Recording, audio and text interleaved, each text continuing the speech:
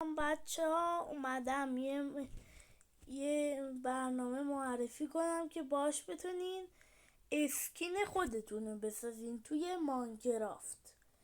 و برای این کار میان این برنامه که من دارم نشون میدم اسکین ادیتر 3D، اینو میاین از گوگل پلی دانلود میکنین.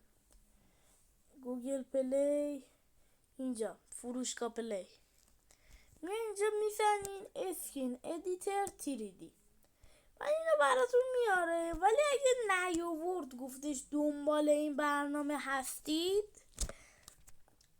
بیاین اینجا این برنامه مایکت یا برنامه بازار رو نصب کنین. این برنامه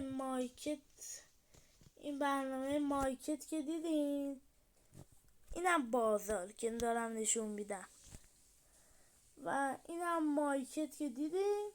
حالا بریم وقتی که دانلود کردیم اینو میزنیم اسکین ادیتر 3D، اینو میزنیم بیاد. وقتی که اومد بالا و همچین چیزی مواجه میشین و این اول روی اینه، نگاه دورش نارنجیه. نگاه کنی بچه ها، این شکلی اگه بذارین روی این شکلی میتونی اسکینتون رو بچرخونید و اینجا برای رنگ میتونی رنگتون رو انتخاب کنی. اینجا رو مثلا انتخاب کنی، مثلا با این به اضافه جاهایی انتخاب کنی. حالا من مثلا میام اینجا میذارم روی مداده، میتونم همون رنگ کنم. مثلا من میام اینجا همون رنگ میکنم و میتونی مثلا اینم روشن کنی، این لباسه، که این باعث میشه روی بدنتون در بیاد.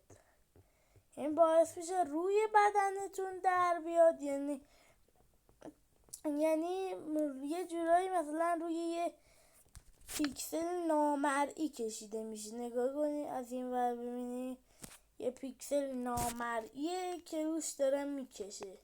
حالا وقتی که تموم شد میای روی این چیزه، روی این میزنی. بعد که زدین این سیف تو گالری رو میزنی. وقتی که سیف تو گالری رو زدین میای تو گالریتون که مطمئن شین اون اسکینتون اومده. اسکینتون این شکلی میاد و برای اینکه بتونیم بیارین تو ماینکرافت، اول میرین تو ماینکرافت، وای میسید بیاد بالا.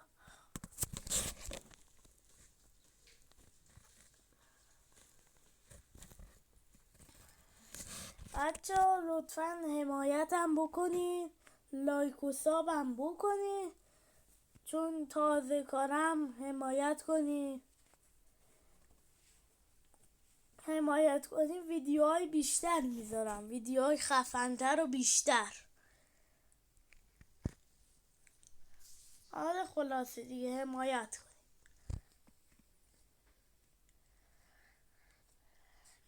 وای میسیم بیان بالا.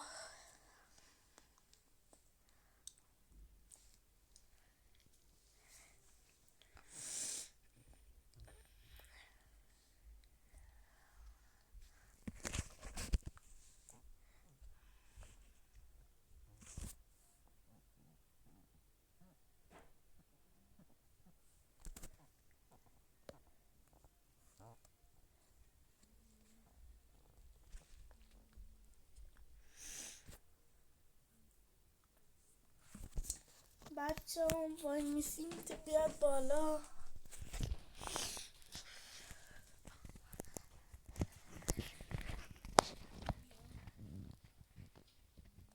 بچه ها وای میسیم.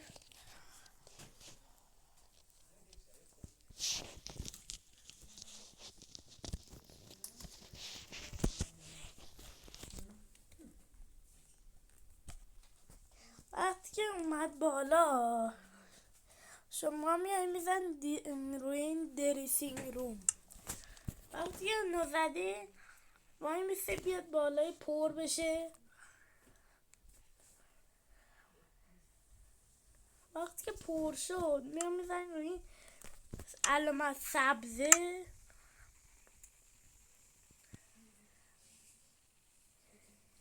بعد وای میسه من میزنیم روی اوند اسکین. حالا من میام روی اسکین که نمیخوام. من روی اوند اسکین این علامت رو میزنیم چوز نیو اسکین. بعد این اسکینتون رو میزنیم. وقتی که زدیم وای میسه بیاد بالا. حالا میگه به شما این لاغر باشه یا عادی. حالا من میزنم عادی ولی شما میتونین لاغرم بزنی. حالا وقتی که اسکینتون اومد بالا این الان باگی نداره ولی اسکین مثلا دیگه شاید باگی داشته باشه نمیدونم. و الان میتونی به خوبی و خوشی بری بازی کنی باش و خداحافظ.